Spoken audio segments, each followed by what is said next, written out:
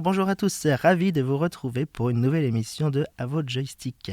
Vous êtes bien sûr Radio Action Jeune, la web radio de la MJC de Bolbec. Alors, l'émission À votre joystick, qu'est-ce que c'est ? C'est une émission bimensuelle qui se consacre au monde du jeu vidéo, dans lesquels nous parlons de sujets informatifs, pédagogiques, où nous mettons aussi en avant les jeux du moment et pourquoi pas aussi des jeux et des consoles de légende. Cette émission vous est proposée par Gaspard. Bonjour Gaspard. Bonjour. Alors, quel est le sujet de cette émission aujourd'hui ? Aujourd'hui, nous allons parler des jeux indépendants. Très bien. Alors, qu'est-ce qu'un jeu indépendant ? Un jeu vidéo indépendant est un jeu généralement créé par une petite équipe de développeurs et sans le soutien financier d'un gros éditeur de jeux vidéo, donc l'opposé du jeu AAA. Le terme indépendant peut s'appliquer aussi dans le développement d'un jeu avec une certaine indépendance créative par rapport à un éditeur. Ce dernier aide juste à financer et ou distribuer le jeu. Certains studios, pour financer leur jeu, utilisent aussi le système de financement participatif. Ça aide au développement du jeu en échange de goodies ou de diverses contreparties. Ou alors sont aussi vendus en bêta ou alpha, dit accès anticipé, pour que les joueurs qui achètent le jeu aident à trouver et corriger les bugs et donnent leur avis. Grâce à cette liberté, les jeux indépendants se concentrent davantage sur l'innovation, proposant alors des gameplays expérimentaux ou des prises de risques que les jeux AAA ne proposent généralement pas. Ok, les jeux indépendants sont-ils populaires ? Oui, beaucoup de jeux indépendants sont énormément connus. On peut parler par exemple du mastodonte Minecraft, Terraria ou bien Among Us et Fall Guy. Même en termes de vente, le jeu le plus vendu dans le monde est justement Minecraft avec 238 millions d'exemplaires vendus. À comparaison, le deuxième le plus vendu est Grand Theft Auto V avec 165 millions d'exemplaires. Il y a eu aussi d'énormes succès qui font partie des jeux les plus vendus comme Terraria nommé plus tôt ou bien Humal Fall Flat, tous deux vendus à plus de 30 millions d'exemplaires. Y a-t-il des innovations dans le gameplay et la direction artistique ? Comme parlé plus tôt, certains studios prennent plus de risques en innovant dans le gameplay comme par exemple Crypt of the Necrodancer qui mélange jeu d'action avec jeu de rythme où l'on doit progresser dans un donjon en éliminant les ennemis tout en gardant le rythme de la musique.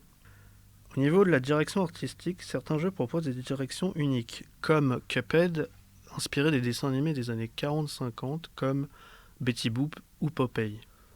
Certains studios utilisent des styles assez rétro comme Hotline Miami, et d'autres utilisent des dessins faits à la main comme Hollow Knight ou Jotun. Quel est l'avantage des jeux indépendants ? On peut trouver des jeux avec une excellente durée de vie, voire meilleurs que certains AAA, des gameplays uniques à découvrir, des jeux avec des prix proposés plus accessibles selon les titres, comptés entre 10 à 25 euros en moyenne. Vous aidez aussi les petits studios. Tu nous parles depuis tout à l'heure des AAA, peux-tu nous rappeler ce que c'est ?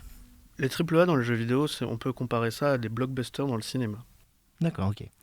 Et peux-tu nous recommander quelques titres ? Bien sûr, les jeux que je propose sont disponibles de manière générale dans les boutiques en ligne des consoles, Nintendo Shop pour la Switch, PS Store pour PlayStation, Microsoft Store pour Xbox et Steam pour PC. Ok. Alors le premier jeu que tu nous proposes, c'est Gris, c'est ça ? Gris est un jeu disponible sur Switch, PlayStation et PC, jeu de plateforme très accessible pour les non-connaisseurs du jeu vidéo. Dans un monde étrange et fantaisiste, Gris, une jeune fille vêtue d'une longue cape, se réveille et doit faire face à une longue quête pour retrouver sa voie.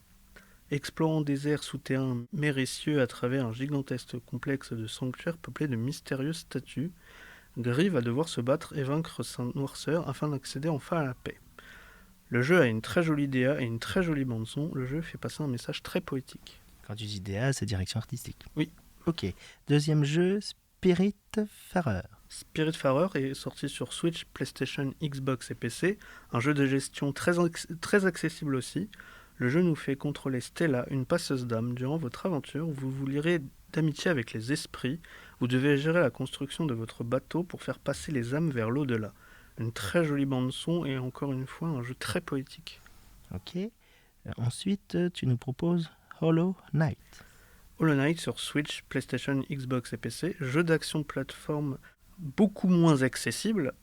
Une aventure d'action épique à travers un vaste royaume en ruine d'insectes et de héros. Explorez les cavernes tordues, combattez des créatures contaminées et liez-vous d'amitié avec des insectes bizarres.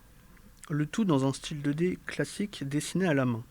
Ce jeu est d'ailleurs disponible à la MJC de Bolbec si vous voulez l'essayer. Et le dernier jeu que tu nous proposes, c'est Darkest Dungeon. Oui, il est sorti sur Switch, PlayStation, Xbox et PC. Un jeu de rôle au tour par tour dans un univers très sombre inspiré des œuvres de Lovecraft. Le jeu est très difficile. L'intérêt repose sur le stress provoqué par l'inconnu. Le joueur devra y monter une équipe de héros et les mener dans des lieux toujours plus effrayants pour les faire combattre des monstres, mais aussi leur peur. Voilà quelques beaux titres. Je ne peux malheureusement pas parler de tous sous peine de faire une émission de 5 heures. Mais si vous êtes curieux, tous les jeux cités durant l'émission sont tous de très bons exemples. Ok. Et un petit mot pour conclure ? On peut trouver toutes sortes de styles et pour tous les goûts dans le jeu vidéo indépendant. Beaucoup de jeux valent de garder un œil dessus. Le jeu indépendant a autant sa place dans l'industrie que les AAA. Beaucoup de jeux rivalisent même avec la grosse industrie. Je vous conseille vraiment de vous pencher et découvrir le monde du jeu indé. Alors, à votre joystick. Très bien, merci beaucoup Gaspard pour cette émission sur les jeux indépendants dans le monde du jeu vidéo. Sur quel sujet portera la prochaine émission ? La prochaine émission portera sur Final Fantasy. Très bien, on a hâte d'écouter ça. La porte est ouverte, vous le savez, vous avez entre 12 et 30 ans, vous voulez mettre en avant un métier, un jeu, une console, une association, un événement culturel ou que sais-je encore. N'hésitez pas à venir toquer à notre porte pour créer votre émission. Nous vous accueillerons avec grand plaisir. Merci aux cofinanceurs sans qui nos activités ne pourraient pas voir le jour, la CAF 76, la DRAC Normandie et la région Normandie. Merci à la ville de Bolbec de mettre à disposition nos locaux et du soutien qu'elle apporte à la MJC. N'hésitez pas à partager nos émissions, à en parler autour de vous. Elles sont sur Facebook et YouTube. Vous pouvez aussi suivre toute notre actu sur Instagram. Encore merci Gaspard pour cette émission. Un plaisir, toujours. À très bientôt. Il ne me reste plus qu'à vous souhaiter justement une très bonne fin de journée et à très vite j'espère. Merci.